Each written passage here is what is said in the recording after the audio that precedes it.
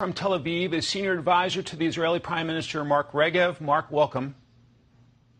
Thank you for having me, Mike. So you heard my colleague Trey's report. What's the situation on the ground from your viewpoint?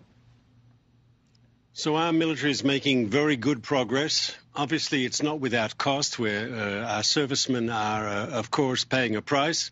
We've had combat fatalities, but we are progressing. We're taking out Hamas fighters, and the most important positive sign, and you've seen the pictures, we're taking more and more Hamas prisoners. They are surrendering. Every day they're surrendering in greater numbers, and this is a sign that while we're not at the end, this could be the beginning of the end. Prime Minister Netanyahu had a phone call with Russia's President Vladimir Putin. What are your government's concerns as it relates to Russia?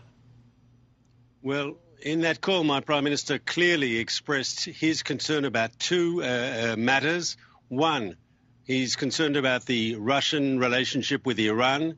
Their cooperation is of trouble to us and is a problem. And two, we expressed concern about Russia's vote at the UN Security Council, where they voted for that bad resolution that thankfully was vetoed by the United States, and we thank the United States for its diplomatic support. It is greatly appreciated in Israel, but Russia supported that bad resolution, which basically was throwing a lifeguard, a lifesaver, to Hamas, because we're about to defeat Hamas. We are defeating Hamas. And if you force into a ceasefire that keeps Hamas alive, you're only going to give us more war in the future. Because if you keep Hamas alive, that means we're going to get more attacks like we had on October 7th. Not that I say so, not that Mark Regev says so. Hamas openly declares that given the opportunity, given the capability, they would butcher our people again as they did on October 7th.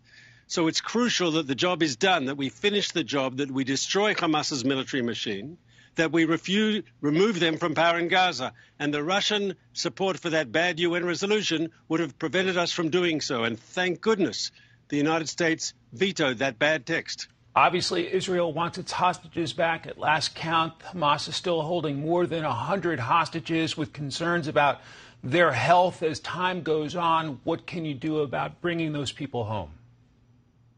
So we're talking about more than 130 that Hamas is still holding. And we're very concerned about them, Mike, because we've heard, first of all, from the hostages who've been released, those that were released last week during the pause. We got about 110 people released, of them over 80 Israelis. And we were very thankful that they came back. But when we heard their stories, they suffered abuse.